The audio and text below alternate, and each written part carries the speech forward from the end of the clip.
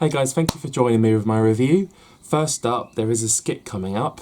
If you wish to skip the skit, just go to this time right here and that will take you directly to the review. If you want to watch the skit, here's your ticket, you're in screen 5, enjoy your film.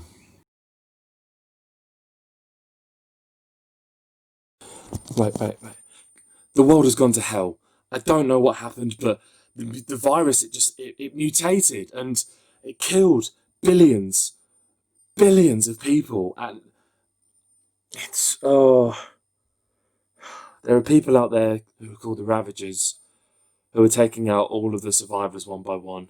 I'm hiding in this garage because they're going in people's houses and killing.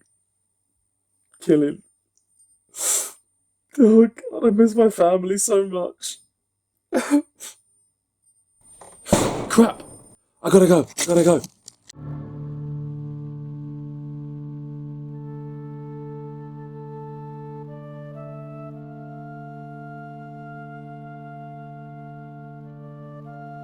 Day 58 and things have gotten a lot harder now. Food is running out and don't like to admit it, but I've killed 2 people already. I know they are Ravagers, but killing humans is never an easy feat. Well, I guess I better keep going on. I don't know how long this is going to last, how long my battery's going to last, but we've got to keep going. Oh, there's a Ravager camp over there. I think there's only one guard though, so that should be fine. I've got to take him out.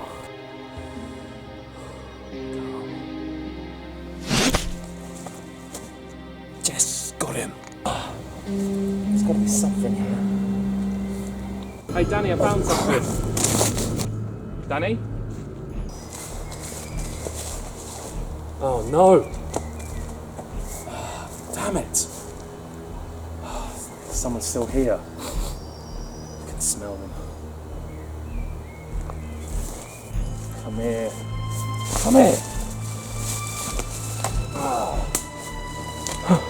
Oh God.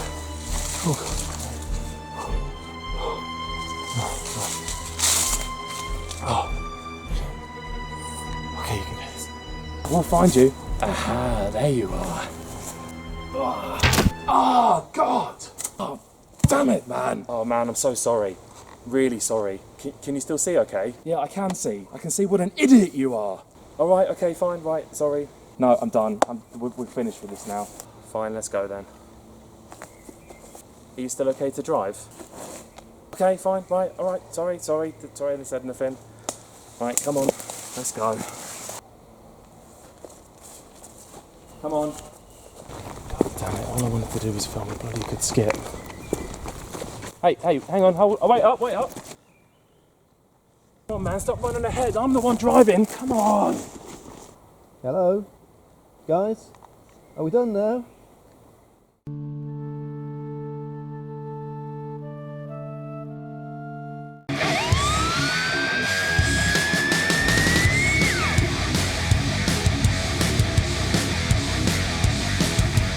Hey there guys, welcome to my channel. I am Blade Drummer and I'm back for a game review. Now, you know what game it is? It's Last of Us 2. I'm going to split this into segments so I can talk about aspects of the game and give you my opinions on them. Are you ready? Let's go! The Last of Us Part 2 is the sequel to The Last of Us and it was released on June 19th, 2020. And it picks up the story of Ellie and Joel 5 years after the events of the original game. When a tragic event disrupts the tranquility of her life, Ellie embarks on a journey in a search for vengeance to carry out justice against a mysterious, dangerous cult known as the Seraphites. As she hunts down those responsible one by one, she is confronted with the traumatizing physical and emotional consequences of her actions.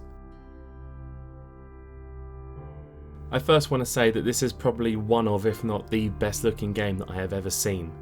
It looks fantastic. There is so many different bits of detail added in, different shadowing, contrasts, the way people's faces look.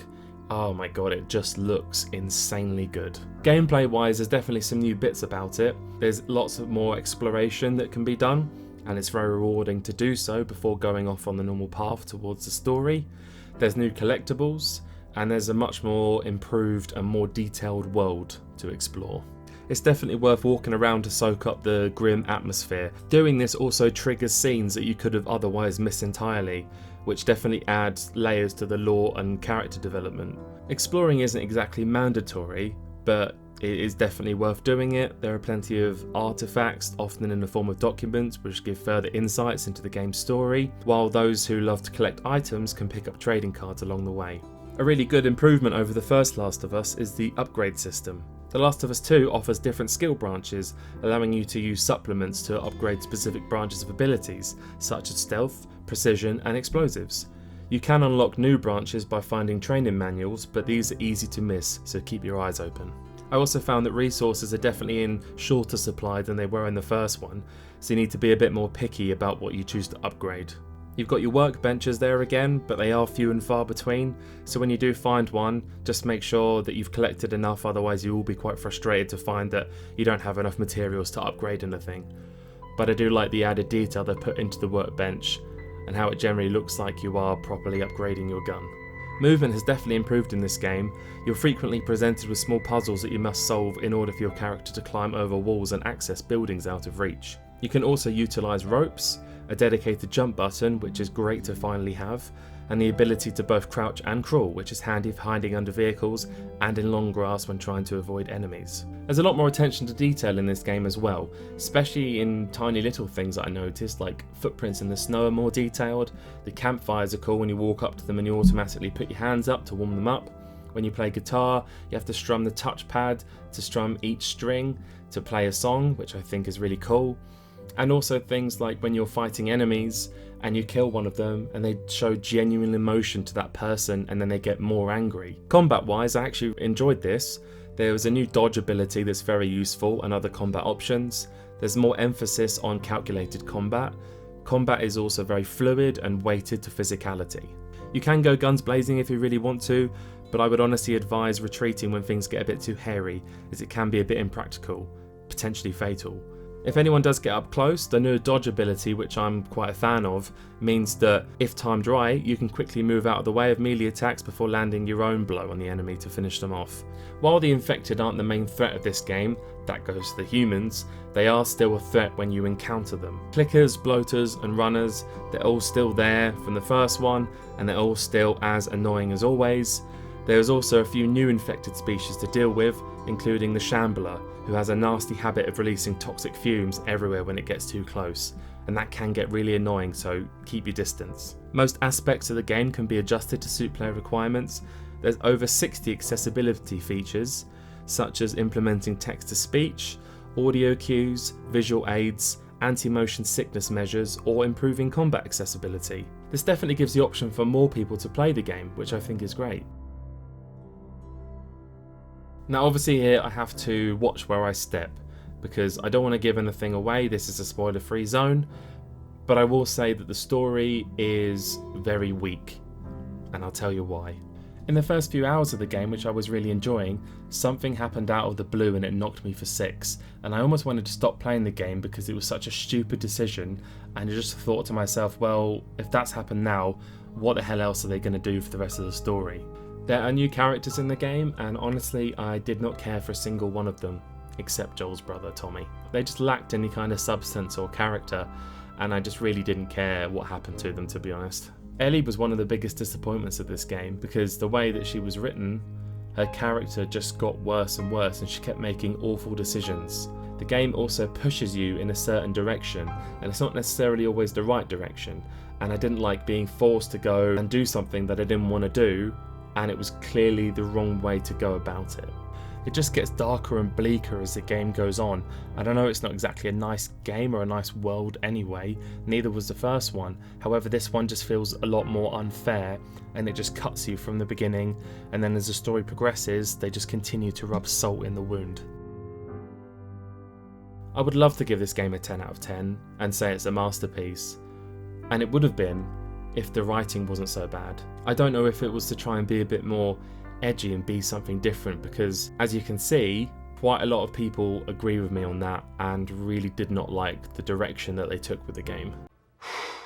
Boy, that escalated quickly. Don't get me wrong though, I loved playing the game itself. The combat is fun, it's suspenseful and it's violent.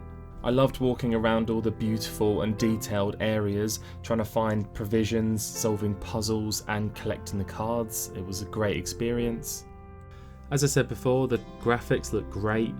The snow leaves realistic footprints, water runs like in real life, and looks convincingly murky when you're forced to dive into it. The way the NPCs, non-playable characters, the way they react to conversations, weather, heights and combat in real time, which is really damn impressive.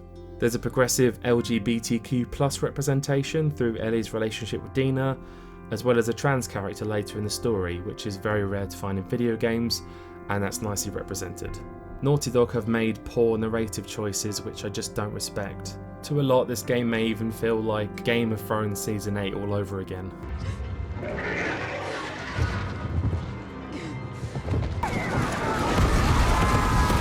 I mean, are you kidding me? Technically and graphically, it's one of the best that I've ever seen, but the story just lets it down tremendously and it basically shadows all the good that's in the game. I wish I could score it separately because I would be giving the technical side of it a 10 out of 10 and I would be giving the story side of it a 2 out of 10, but I can't do that. It has to be overall, and I need to give credit still where credit is due, and I feel it would be unfair if I gave it any less than a 7, so it's going to be a 7 out of 10. So that's my review for Last of Us done. What did you guys think? Have you played it? Do you agree with me? Comment down below because I'd love to see what you think, as this game is very divisive and it's definitely a love or hate type game.